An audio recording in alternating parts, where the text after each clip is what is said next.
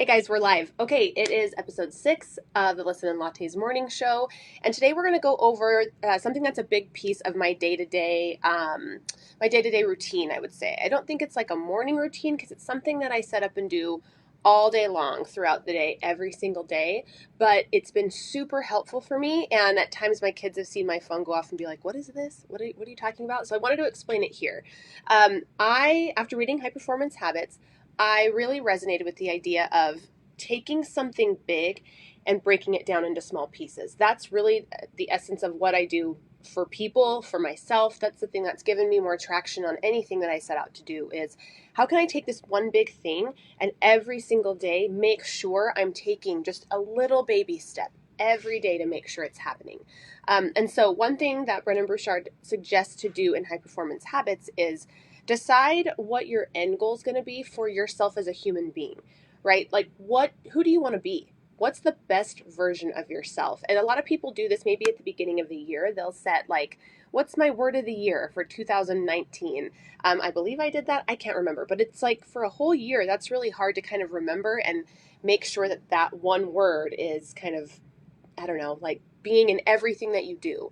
So what I did after I read that book, I was like, okay, the best version of myself. What are 3 different words that if somebody else were to describe me to another person, what would make me so happy that they would say?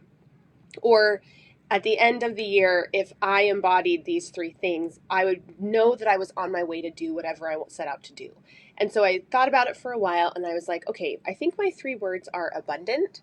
My second word is confident, and my third word is legendary. And I want to break it down for you a little bit. I shared these on Instagram probably in August. And the story behind them, it's really interesting because I did think a long time about these 3 words and why I was choosing them. The first one was abundance. So at the beginning of this year, the end of 2018, the beginning of 2020, I was feeling not abundant. I was feeling the exact opposite. I was feeling very scarce, very stressed, very stretched, super thin, both in time and in money and in just, I felt like everything was kind of overwhelming me. I was getting pulled in all these different directions and I knew that I needed to make a change. I knew that I needed to step up my game, but I wasn't quite sure how to do that. And it was just on a chance meeting with my friend Jana that I think it was like a text message at 10 p.m. at night on a Friday. And it led to me getting on a call with her and her really turning into like a business coach for me, which I never expected that I would do. I now want to be a business coach, or I am a business coach. I have people come into a coaching program. But a year ago, it really wasn't even something on my radar because it wasn't something that I thought I needed. I was very much a learn by myself kind of person.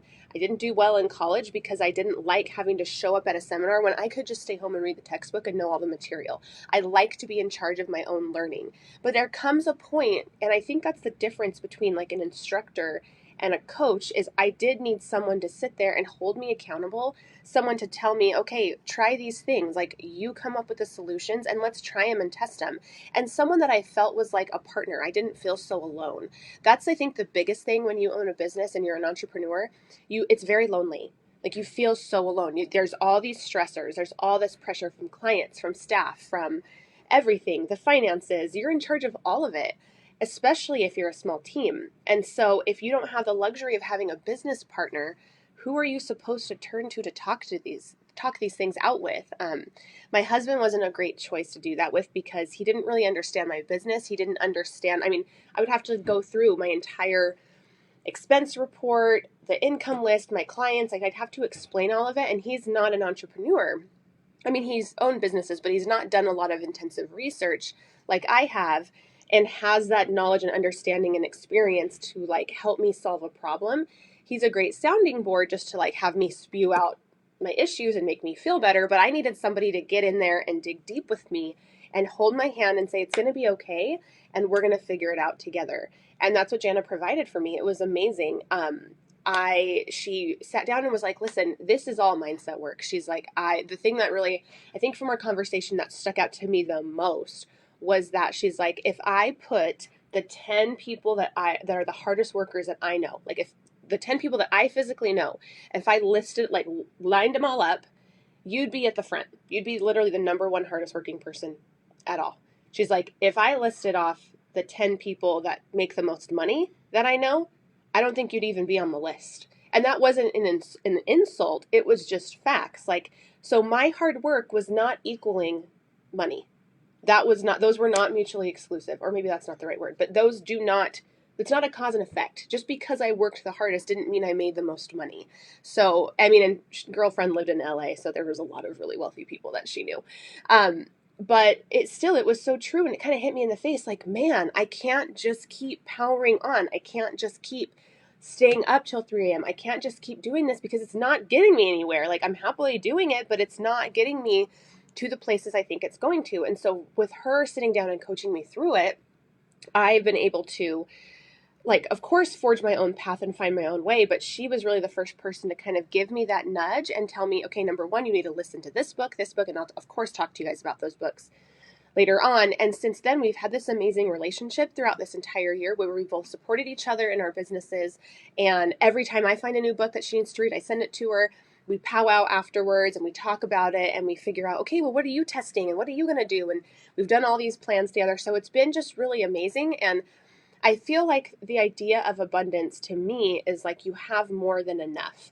I always felt like I was afraid to do nice things or great things. Like, of course you want to go do nice things for people. You want to go buy someone a birthday gift. You want to go take someone out to lunch because they're in town. You want to send someone something nice in the mail. Like, you want to do all these nice things, but if you're strapped on cash, you can't do anything nice for anyone, let alone for yourself. And so the idea of being abundant, I thought that's such something that I want to chase, is like, that's who I want to be, as someone that has more than enough to go around. So I'm happy to share with other people.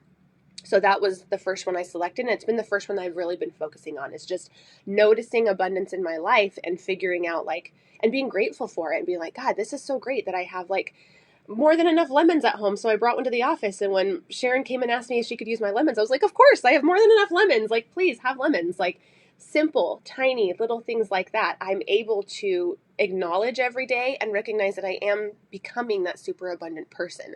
I have more than enough to give to other people. So that's been an amazing journey. The second one is confidence.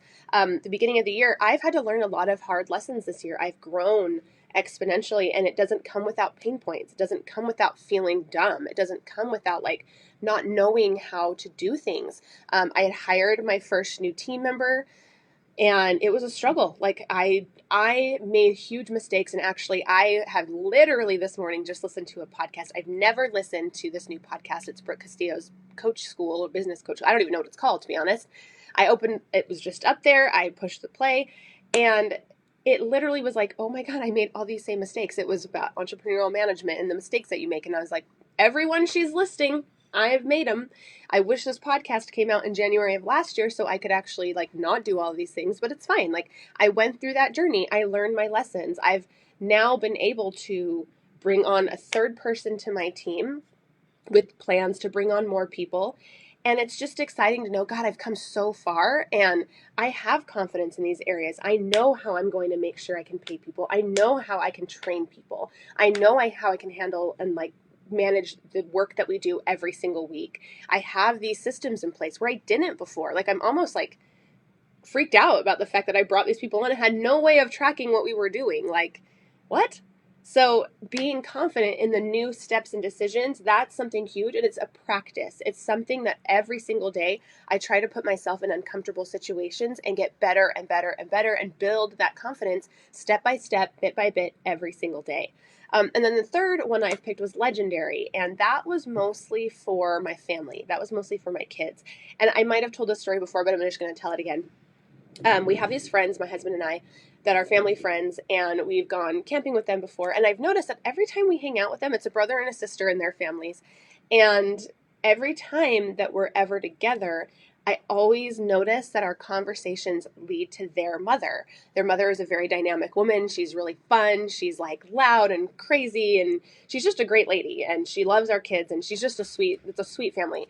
And I just always am like, dang. And they always have these funny stories about her. And I did notice one time we were together, my husband's friend was like, God, why do we always talk about mom? This is so weird. It always is about her. Like, and not like he was mad, but it was just like a funny thing. Like, gosh, we can't help but tell stories about our mom. Like, they love her so much that they can't help but bring her into conversations. And I want to be that, like for my own kids, for my own family. Like I would love it if in 20 years when my kids are all around with their families, they come and find stories, they come together and they tell stories about their experiences with me. Like that's the kind of person I want to be, is make an impact on people's lives and create these experiences that people talk about for the rest of their lives. So that's huge for me. Those are my three big words of the best person that I can be in my life, and how I keep that at top of mind every single day. There's a lot of ways people have suggested you do this. Put post-its on your mirror, do this and that. And that's great. And I have done some of those things, but I tend to things like that with the mirror. I tend to just ignore them or they fall off or whatever. So what I have done, what Brendan Burchard has suggested in his podcast, is I've set alarms on my phone. I have alarms going off all day long. And 3 times throughout the day, my alarm goes off. I believe it's 9:15, 4:15. I don't even remember. There's 3 times during the day. But the alarm goes off and I have to turn it off on my phone, and it makes me stop and think, like, and it says abundant, confident, legendary. Am I doing those things? I stop and take that 30 seconds to reflect. Like, am I doing the things that I should be doing today to feel these 3 things? Have I said something nice to my kids so that they'll remember? Have I done something nice for someone else because I have more than enough? Or called somebody because I have more than enough time to do it? Have I done something to make myself uncomfortable and learn and build that confidence in the skills that I don't have yet? And it's just a great reminder. So I would highly, highly, highly suggest reading the book, High Performance Habits. But also, if you do nothing else, just try it. Test out. Get your phone out. Pick out your 3 words of the day. And if you only do that, that's a huge step in the first place, is knowing the kind of person that you want to become. And then set those alarms and see how it works for you. You might hate it and not want to do it, but it was worked for me. And I can notice a huge difference in my own life. So I will see you guys back here Monday. Have an amazing weekend. And if you have any questions, and you know what? I would love to hear your 3 words. If you want to share your 3 words, put them below in the comments. I'll see you guys Monday.